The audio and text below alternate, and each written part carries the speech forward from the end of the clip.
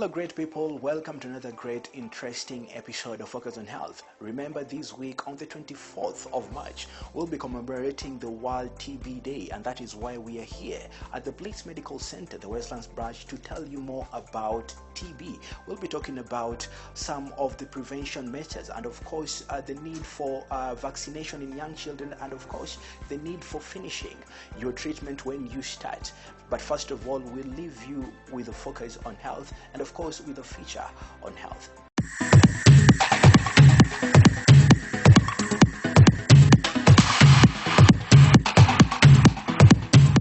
Tuberculosis is a major killer disease in children. It is caused by bacteria that spread through the air when an untreated person with active TB coughs or sneezes.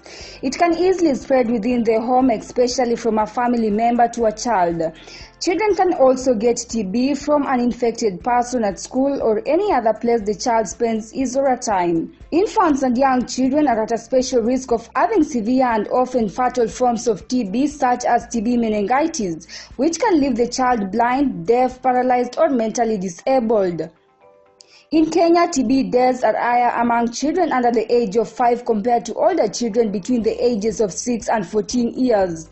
TB is both preventable and treatable. No child should die of TB. In 2015, Kenya reported over 6,000 cases of TB in children below 14 years of age.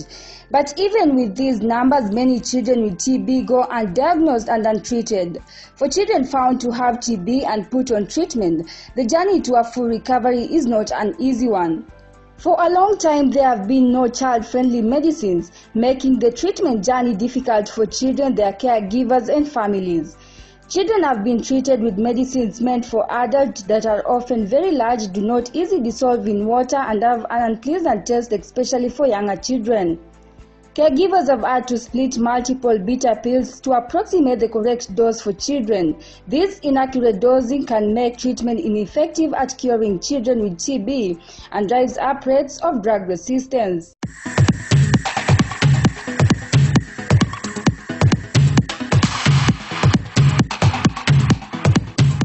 Welcome back to Focus on Health. Just as you've heard, that was the feature on tuberculosis, and just as we've mentioned, today we'll be talking about tuberculosis, what it is, and what are some of the things that one can be able to do. And we're being joined by Nurse Juma from Bliss Medical Center. Thank you very much, Nurse, for joining us. Thank you, too. Yeah, how's everything? Oh, good.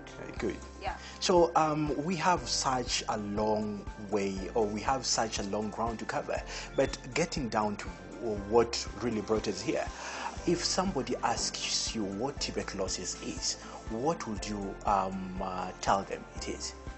Okay, basically tuberculosis is a bacterial infection caused by microbacterium, and it affects mostly the lungs, but sometimes it goes to other organs in the body. Yeah, like kidney and the meninges, that's the brain and the spinal cord. Yeah. So at what point does it get from the lungs to get to also affect other parts of the body? Do we have a durational? Do we have at what stage can it get to be that bad? Okay, in most cases we find that TB tends to go to extra parts of the body when it's not treated, or treated and not completely cured. Yeah. So TB in Kenya right now, TB is the 6th leading cause of deaths, killing around, the statistics are saying that it kills around 21,900 people each year, and this is a very big number. What are some of the signs and symptoms that patients, our viewers, can look out for in such? Okay, basically the first signs and symptoms of TB is night sweats, cough, that's more than 3 weeks, and sometimes, mostly it's productive, including it's bloody like cough, sputum, and there's also loss of weight, and the weight, that's within a duration of 1 month, someone can lose to up to 10 kgs. 10 kgs? Yeah, 10 kgs. And also there's fatigue, and dizziness when it tends to advance, and breathlessness. Do we have anything to do with chest pains and maybe? Sure. And how does it come in? Sorry. Mostly it comes in when it has advanced now.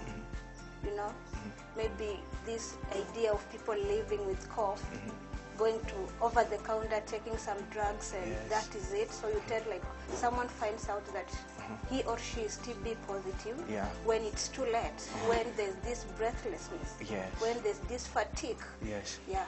And also, you did mention about loss of weight. Does it in any way have to do with loss of appetite? Do TB patients also lose appetite, or they're very normal? They have normal meals. Yeah, they do. They do. Yeah. So moving away from the signs and symptoms, so when you as a nurse, a patient comes to you to Bliss Medical Center in Westlands, and you think that they are having TB, what are some of the diagnosis steps that you go through with the patient? Okay.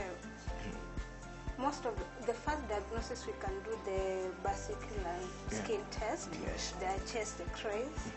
There we can take some blood for chemotherapies, and also we can do the gene expert. That's the current one, where the TB DNA is tested.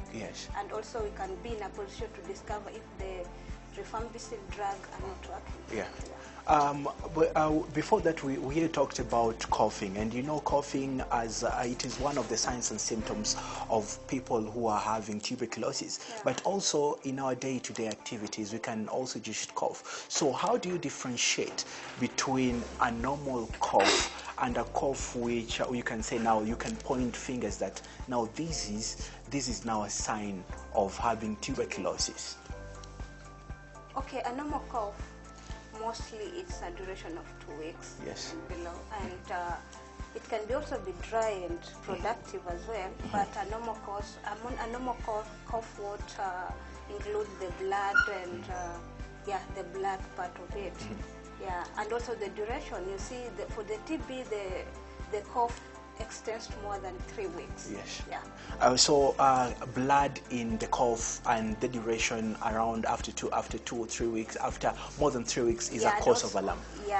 And also, you know, when there is this TB, the patient basically will come with the complaints of things like night sweats. So you find, like, in normal cough, there's no night sweats, the fevers. So, and who are the people most at risk of getting tuberculosis? Okay, the people at risk of getting tuberculosis are people like the HIV positive patients. And why is this? Yeah, it's because of the immunity part of it. You see, like, the HIV positive patient are immunosuppressed, and the TB now, when it comes in and find, like, the body is not well with good immunity, it tends to slide in. Also the children under 5 age, their immunity is not well built up. So they tend to get it. We also find, like, community-gated people, like in the prisons, where there are people living in a community life, where there's no well ventilation and everything. See, they tend to.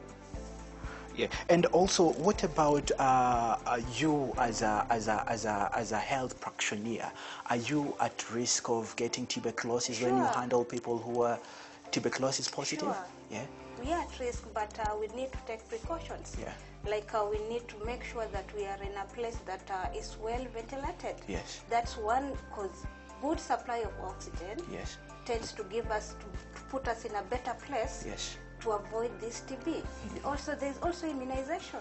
We also do the screening to make sure that we are on the safer side. Poverty and tuberculosis. What is the relation between these two? People who don't have enough funds, or people who cannot be able to access good health care, they are more at risk of getting tuberculosis. And why is this? Okay, you find that most of this, some of the government hospitals, they provide the TB test for free. But you find that most of the people in in slums and everything, yeah. they tend to ignore a lot and feel like, okay, everything is money. And also ignorance. You find that most of the people down there, they're not well educated, not well informed. Yeah, so they tend like to live with it, assuming that they can't access the treatment. Also, I feel like, no, this is a normal cough. I can step at the counter, pick some drugs, and that is it. Yeah.